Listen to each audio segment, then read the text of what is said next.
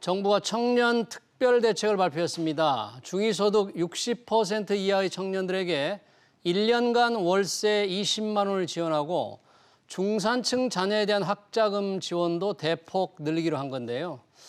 청년 세대 격차 해소에 도움이 될 거라는 의견과 대선을 앞두고 청년표를 사려는 매표 행위라는 비판도 나오고 있습니다. 청년 특별 대책 자세히 들여다보겠습니다. 신세돈 숙명여대 경제학과 명예교수 나오셨습니다. 교수님 어서 오십시오. 반갑습니다. 자, 청년 특별 대책, 지원이 필요한 계층이 청년만 있는 건 아닌데 청년에게 특별히 지원하는 대책 발표됐습니다. 우선 여러 가지가 있으면 어떤 내용이 핵심인가요? 청년 지원 대책?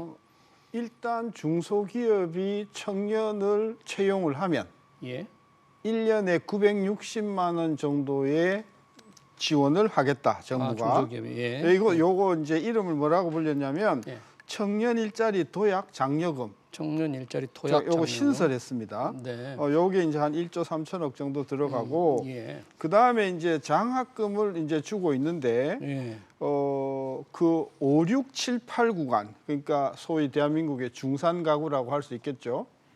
그 부분에 지원되던 금액을 조금 파격적으로 올렸는데 특별히 그 7, 8 구간의 경우에는 상당히 많이 올렸어요. 한 350만 원대로 확 올렸거든요. 그래서 이 장학금을 이제 중산층으로 확대했다는 건데 이제 5, 6 구간, 그러니까 그보다 조금 못 사는 분은 368만 원에서 390만 원으로 한 20만 원 정도밖에 증가 안 하는데 이 7, 8 구간은 상당히 많이 100만 원 이상 확 뛰어서 여기에 이제 조금 불만이 있을 것 같다. 여기가 7, 8 구간이라면 보통으로 말하면 중산층입니까 이게? 그렇죠. 10구간 중에서 7, 8에 해당되는 7, 8. 거니까 상당히 좀 비교적 잘 사는 분이라고 할 수가 있겠고 그다음에 이제 가장 논란이 되는 게 그 주거 취약층.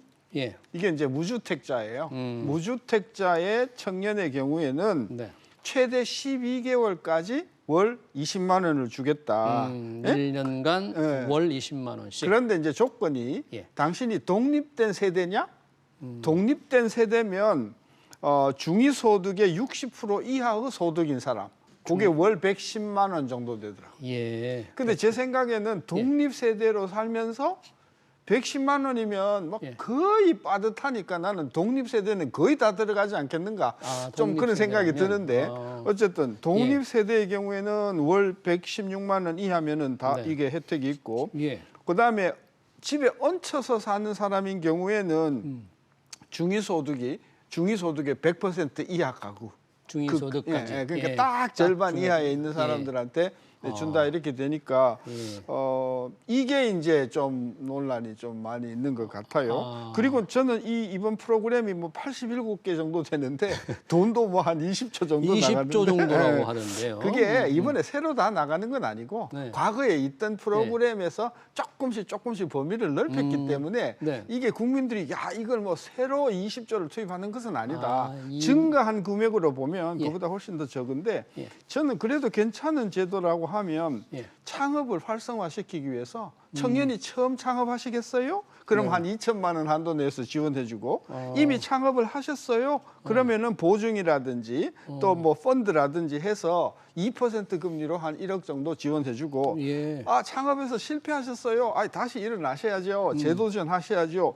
그래서 6천만 원까지 다시 드림 재기 펀드를 줬다. 요거는 저는 상당히 창업 지원은 괜찮아 보인다. 괜찮아 보인다. 그러나 나머지 군인들 지원하는 게 있잖아요. 또 제대할 때 한 1,000만 원 정도 마련할 수 있게. 그건 이제 그동안 자기가 쭉 저축을 하면 저축을 하는 만큼을 국가가 이제 매칭 펀드로 지원을 해서 이제 1,000만 원까지 만들어서 퇴역을 시켜주겠다. 그런 이야기죠. 그렇군요. 여튼 학자금 대상 늘리고 월세 월 20만 원씩 주고 군인들하고 해서 총 규모가 한 20조 원이라는데 지금 청년들이 20조 원 이렇게 지금 어차피 전체 금액으로 쏟아부어야 될 만큼 상황이 그렇게 굉장히 좀 심각하다고 볼 수 있습니까? 아까도 얘기했지만 이게 새로 그냥 없던 걸 새로 20조를 넣는 게 아니고 기존에 있던 것에서 조금 이제 숟가락을 조금 더 얹어서 하는 거니까 이게 그렇게 언론에서 때리는 것처럼 20조가 새로 투자되는 것은 아니고 문제는 이러한 정책들이 효과가 있는가 이제 그걸 봐줘야 되는데 어떻습니까? 저는 예를 들어서 청년 일자리 도약 자금 예. 아까 얼마 준다고요? 960만 원. 예. 그럼 960만 원을 받고 예. 중소기업이 사람을 더 쓸 것인가? 그죠? 960... 정부에서는 지금 한 14만 명이 14만 명이 이 제도를 활용할 거다고 이야기하는데 그러면 청년 일자리가 14만 개가 새로 생기는 거죠. 셈인데. 이게 신설인데. 예. 근데 내가 중소기업의 입장에서 보면 예. 지금 코로나로 다들 어렵고 물론 뭐 수출 잘 되는 예. 기업이야 몇 개 있겠지만은 그런 면에서 이것이 과연 효과가 있을 그 것인가. 정도 960만 원 지원 받겠다고 이렇게 사람을 또 뽑을 것인가 그러니까. 의문이라는 거죠. 그러니까. 월세 지원하는 건 어떠세요? 월세도 뭐 아까도 우리가 조건을 예. 봤지만은 독립인 경우에는 월 116만 원이니까 네. 116만 원 정도 받는 사람들 다 월세 살면 다 그 정도는 저는 이거 최저임금보다도 이게 적은 소득이니까 다 해당이 된다고 보거든요. 예. 그러면 이제 뭐 좋다 이거죠. 예. 근데 어떤 질문이 생기냐면 왜 나는 안 주지? 나 35세인데 아하, 이 대상은 34세까지니까 35세. 30대, 40대는 나는 뭐 사람이 아닌가? 예? 왜 20대만 사람이냐? 그다음에 왜 월세를 지원하냐? 뭐 평생 월세만 살라는 거냐? 네, 그런 좀 불만 내지 하소연이 있을 것 같아요. 굉장히 많아요, 현장에서는. 차라리 집값이 안정되면 내가 그 집을 마련할 어떤 그죠. 용기라도 있는데 집을 마련할 방법은 없고 월세만 계속 지원해 준다? 물론 계속 지원하는 건 아니죠. 1년만 하는 거죠. 1년 한돈데요. 네. 한돈데 예전 같으면 이런 거 주면 정말 청년들이 환영했거든요. 근데 이게 별로 환영 안 하거든요. 물론 여러 가지 연끌이라든지 그런 게 지금 얽혀 있긴 하고 그다음에 뭐 부모 찬스로 집 사는 그런 젊은이들에서 지금 열받아 있긴 한데 이게 그동안 청년들한테 너무 많은 혜택을 꼬물꼬물 주다 보니까 그깟 20만 원 말이죠. 물론 1년이기는 하나 이것 가지고 지금 이게 별로 이렇게 약효가 저는 없다.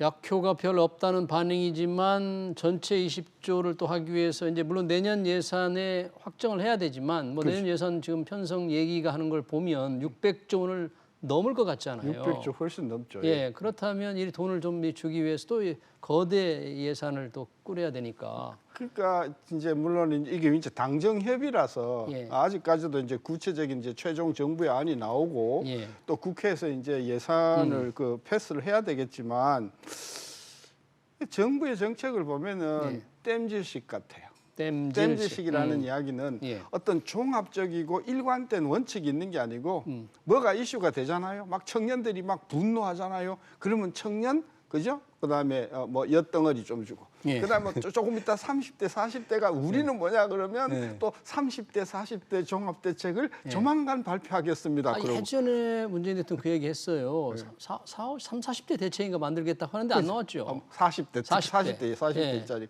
근데 40대 일자리는 통계를 보니까 작년만 해도 막 8만 개, 9만 개 막 이렇게 줄던 게 지난달에 10,000개 플러스가 됐어요. 그래서 40대는 뭐 좀 문제가 들어.